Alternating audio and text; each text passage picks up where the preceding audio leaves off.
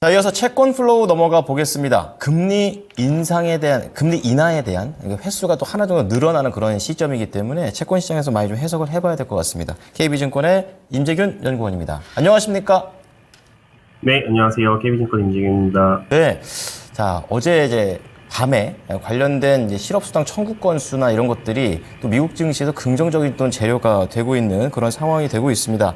드디어 원하는 이런 지표들이 나온다라고 또 정해 주셨는데요.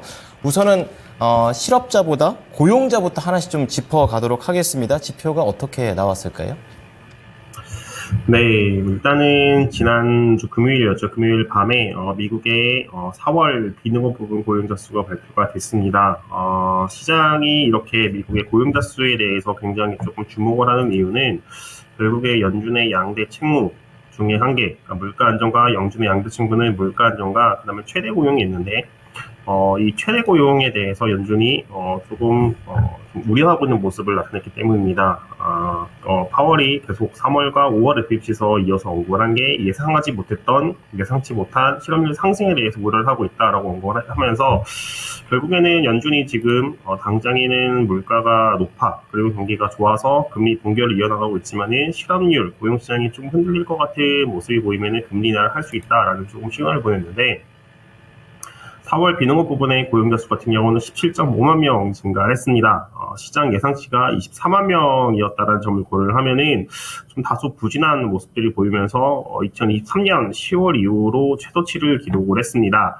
그리고 이게 3개월 이동평균, 보통 이제 3개월 이동평균 같은 경우도 같이 많이 보는데요. 3개월 이동평균 같은 경우가 24.2만 명을 기록을 하면서 지난달 26.9만 명보다 하락을 한 상황입니다. 이렇게 조금 실업률이 그러니까 고용자 수가 조금 둔화되는 모습을 보이다 보니까는 시장에서는 그 9월 금리 인하 기대를 좀 다시금 높이고 있는 상황이라고 보시면 될 것 같습니다. 자, 고용이 부진합니다. 단기적으로 봐도 그렇고 중기적으로 봐도 좀 식어가고 있다라는 측면을 데이터를 통해서 말씀을 해 주셨는데요. 자, 그렇다면은 이제 고용과 반대되는 이제 실업률과 관련된 부분이 되겠고 또 말씀해 주신 내용들 중에서도 임금이 올라갔냐 내려갔냐 이것도 또 중요한 기준점이 되는데요. 여기에서는 어떤 데이터가 나왔습니까? 네, 말씀 주신 것처럼 실업률 같은 경우는 지금 4월 달에 3.9%를 기록을 했습니다. 지난 3월 달이 3.8%였다는 점을 고려를 하면은 0.1%포인트 상승을 한 겁니다.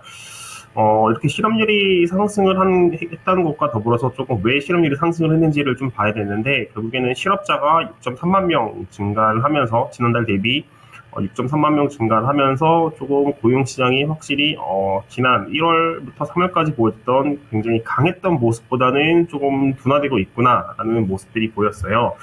그러면서 이제 파월이 5월 FOMC에서 언급을 했던 게 이제 여전히 고용시장은 초과 소요 상태이지만은 점점 이제 균형점으로 가고 있다. 그러면서 구체적으로 예를 들은 게 구인 건수 비율을 보면은 점점 이제 둔화되고 있다라고 했는데, 저희가 이제 지켜보는 구인 건수랑 실업자 이 비율이 결국에는 최고치가 2배 가량이 됐었습니다. 2023년에 2022년 3월 달에 2.03배까지 이제 상승을 했었는데, 최근에는 이제 1.32배를 기록을 했습니다. 결국에는 아직까지는 실업자 한 명당 일자리가 1.3개씩 있다라는 이야기이긴 한데, 제가 계산을 역으로 해보니까는 실업자가 다음 달에 10만 명 증가하거나 구인 건수가 이제 4만 건 감소를 하게 되면은 구인 건수 비율 같은 경우가 1.3배 밑으로 떨어지는 굉장히 좀 균형점으로 점점 다가오고 있는 상황이다라고 보시면 될 것 같고요. 그 다음에 이제 시간당 임금 같은 경우도 굉장히 중요합니다. 지금 이제 연준이라던가 시장에서 걱정을 하고 있는 게, 미국에서 고용시장이 워낙에 강하다 보니 임금이 올라가면서 이 임금 상승이 이제 상품 가격에 전가가 되면서 다시 이제 인플레이션이 발생하는 게 아닌가, 이거에 대해서 걱정을 하고 있는데, 시간당 평균 임금 증가율이 전월 대비 0.2% 증가를 했습니다. 이것도 시장 예상치 0.3%를 하회를 한 상황이고요. 전년 대비로 좀 확인을 하더라도 3.9% 증가를 했습니다. 좀 둔화되는 모습들이 보이면서 시장에서 걱정을 했던 부분들, 임금이 올라가면서 물가를 다시 한번 좀 가속시키지 않겠느냐, 이런 부분들은 조금 많이 완화가 되고 있는 상황이다라고 보시면 될 것 같습니다. 네, 고용적인 측면이나 또 실업에 관련된 부분들, 그리고 잘못 인하했다가 인플레이션 되는 것 아니냐, 이런 것까지 전반적으로 다 좀 완화가 되는 그런 모습들이 나오고 있습니다. 올해 이제 1회에서 2회로 느는 것 아니냐라는 기대감도 있고, 또 유럽 같은 경우에는 아시겠지만 뭐 인하를 시작한 국가들도 있고, 뭐 영국 같은 경우에 인하를 또 시사를 하는 이런 소식들도 들려오고 있습니다. 자, 그렇기 때문에 연준 입장에서도 이제 금리 인하와 관련해서 가능성을 어떻게 예측을 하고 있고, 또 채권 시장 입장에서는 전략을 어떻게 짜야 될지 궁금합니다. 네, 지금 5월 FMC 그리고 고용 지표를 좀 소화를 하면서 확실히 이제 시장에서 그 전에 있었던 연준이 추가 인상을 할 수 있는 거 아니냐, 혹은 연대 동결을 할 수 있는 동결 인하가 없는 게 아니냐에 대한 좀 우려는 많이 완화가 된 것 같습니다. 실제로 이제 9월 FMC에서의 금리 인하 가능성이 선물 시장에서도 계속 높아지고 있는 상황인데. 저희는 여전히, 조금, 9월 FMC에서 금리 인하 시나리오는 가능하다. 이제 아직까지 이제 9월 FMC에서 금리 인하 가능성을 좀 우세하게 바라보고는 있지만은 여전히 물가에 대해서는 조금 걱정을 하고 있습니다. 결국에는, 5월 FMC를 지나면서 미국채 금리가 이제 4.75까지 갔던 금리가 4.5, 어제 조금 내려가서 4.45까지 내려오긴 했지만은, 좀 약간 보면은 4.5% 부분에서 이제 하단이 막히는 상황이에요. 이거를 좀 잘 살펴보면은, 5월 FMC 전과 후를 비교를 해보면은 5월 FMC 전에는 굉장히 우려가 많았던 상황. 근데 5월 FMC 이후에는 이 우려가 일부 해소가 된 상황이라고 보시면 될 것 같습니다. 그러다 보니까 25bp 정도의 이제 금리 하락폭이 있었던 상황인 거지. 여기에서 추가적으로 금리가 내려가기 위해서는 결국에는 금리 인하 기대가 좀 필요한 상황이다라고 보시면 될 것 같은데요. 저희는 여전히 9월 FMC에서의 인하 시나리오는 가능하다. 연준이, 이제 지켜보고 있는 물가를 좀 보면은, 파월이 5월 FMC에서 세 차례 인하, 그러니까 물가 지표가 굉장히 좀 중요하다고 언급을 했습니다. 결국에는, 인하를 하기 위해서는 앞으로 3번 정도의 물가가 좀 둔화되는 것을 연준이 확인을 해야지 실제로 연준이 인하를 할 수 있다라고 보고 있는데 9월 FOMC까지는 이제 5차례의 소비자 물가를 데이터를 확인을 할 수 있습니다. 다음 주부터 해서 이제 9월까지 총 5번인데요.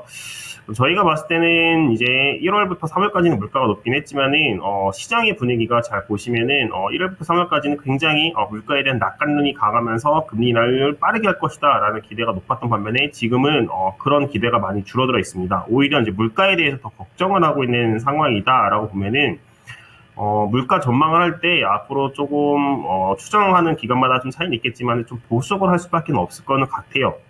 그게 무슨 말이냐고 하면은 앞으로 나올 물가 지표에 대해서는 컨센서스가 부합을 하기보다는 컨센서스를 상회하기보다는 컨센서스를 하회할 가능성이 훨씬 높다라고 보시면 될 것 같고 거기에 플러스 최근에 이제 주택시장 같은 경우도 좀 둔화되는 모습들이 보이고 있다라고 보시면은 물가는 연준에서 생각하고 있는 경우처럼 연말까지 좀 내려갈 수 있다. 그러면은 5차례 중에서 3번 정도만 연준이 생각하는 물가 경로에 부합을 하면은 9월 인하 시나리오는 여전히 가능하다라고 저희는 보고 있습니다. 그래서 저희는 지금 금리가 그러니까 추가 인상이라던가 연내 동결 우려가 이제 좀 완화가 되면서 금리가 내려오긴 했지만은 아직 본격적인 금리 인하 기대는 아직 반영을 안 하고 있는 상황이다라고 생각을 하고 있고요. 현재 시점에서도 조금 채권 시장에서 봤을 때는 들어갈 만한 레벨이다라고 저희는 보고 있습니다. 그래서 조금 길게 연말까지 놓고 봤을 때는 충분히 지금 시점에서 진입을 하더라도 연말까지 충분히 수익을 낼 수 있는 상황이다라고 생각을 하고 있기 때문에 조금 계속 적극적으로 좀 비중 추천, 그러니까 비중 확대를 추천을 드리고 있는 상황이라고 보시면 될 것 같습니다. 네, 말씀 들어보니까 결국 우리 투자자들은 지표에 대한 중요성 계속해서 여전히 높다라는 점을 다시 한번 상기시켜 주시네요. 내용 잘 들었습니다. 고맙습니다. 네, 감사합니다. 네, 채권플로우 KB증권의 임재균 연구원이었습니다.